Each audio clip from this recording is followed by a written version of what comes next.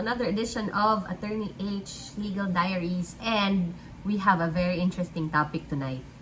Tonight na kasi gabi na eh. We are gonna talk about the case of the missing luggage. So, when I came across this case, so sabi ko, sakto kasi the country is opening up again and we're taking in foreigners again. The COVID situation is easing up here in the Philippines and locals are all beginning to, travel more frequently than when we did in 2020 when things went So I think it's the perfect time to discuss or talk about this case. It's the story of this doctor who went to Kazakhstan to supposedly deliver a speech before the UN WHO, and then he missed his flight and he lost his luggage. Okay lang you lost your luggage, pero kasi he lost his luggage which contained all of his clothes, formal clothes, and copies of his speech that he was gonna do before the body at UN WHO in Kazakhstan. Okay, so we're gonna talk about KLM, Royal Dutch Airlines versus Dr. Jose M. Tiongco. This is a case decided by the Supreme Court on October 4, 2021. KLM is questioning the decision issued by the lower courts granting damages kay Dr. Jose Tiongco. So ito yung kwento. So back in October 1998, yes, 1998 pa at 2022 na ngayon. Ganyan katagal. Kaya kapag magkakaso-kaso kayo, isipin nyo talaga what's at stake when you file a case. I mean, it would be super duper worth it for you to know, di ba? Para umabot sa Supreme Court ng ganito katagal, 1998 pa to. Anyway, October 1998, si Dr. Tiongco, prominent surgeon, and he was invited by the UN, World Health Organization specifically, to be their keynote speaker in the 20th anniversary of Alma-Ata Declaration to be held in Almaty, Kazakhstan from November 27 to 28, 1998. So, Dr. Tiongco secured his visa for Kazakhstan and he purchased the tickets for his flight. So, he had to fly to first, Manila to Singapore, second, Singapore to Amsterdam, third, Amsterdam to Frankfurt, fourth, finally, Frankfurt to Almaty. So, it's a 4-leg trip. Yung Manila to Singapore niya is via Singapore Airlines. Singapore to Amsterdam naman is via KLM. And then his third leg is Amsterdam to Frankfurt and then Frankfurt to Almaty. So he went to the counter of Singapore Airlines kasi yung ticket niya papuntang Singapore muna is Singapore Airlines. And he checked in a suitcase. So meron siyang bagahe. Yung bagahe niya ang laman ay ang copy ng speech niya for that event, resource materials, clothes niya for the event, and other personal items. Singapore Airlines departed from Manila as scheduled, and it arrived in Singapore, and then he proceeded to, Dr. Tiongco went to the KLM counter when he got to Singapore para mag-board naman dun sa flight niya papuntang Amsterdam.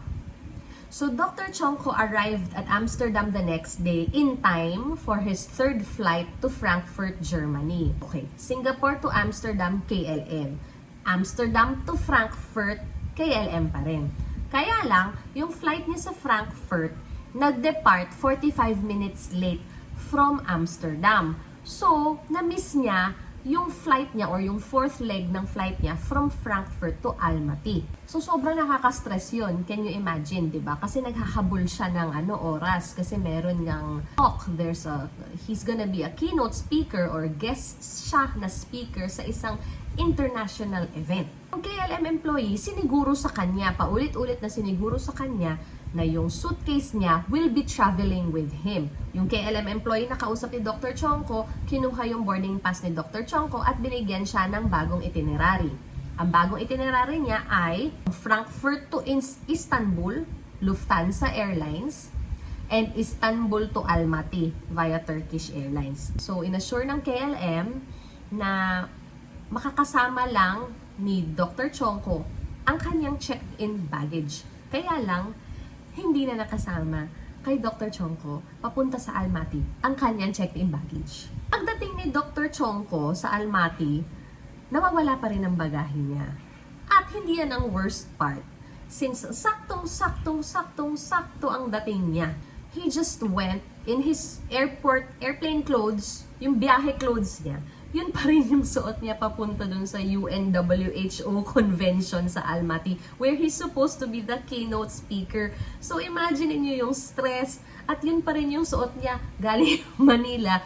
Hindi siya pinapasok kasi yung damit niya hindi akma dun sa formal theme nung event. Siya yung keynote speaker. Syempre, siguro naka-jeans na. Hindi ko ma-imagine, no? Kasi yun lang yung damit niya. In-explain niya naman na yun lang yung damit niya. In-explain niya sa organizers na nawala yung suitcase niya, na dala-dala niya yung clothes niya, at saka yung important materials niya for the speech na wala sa flight. Inalaw naman siya eventually dun sa loob ng venue.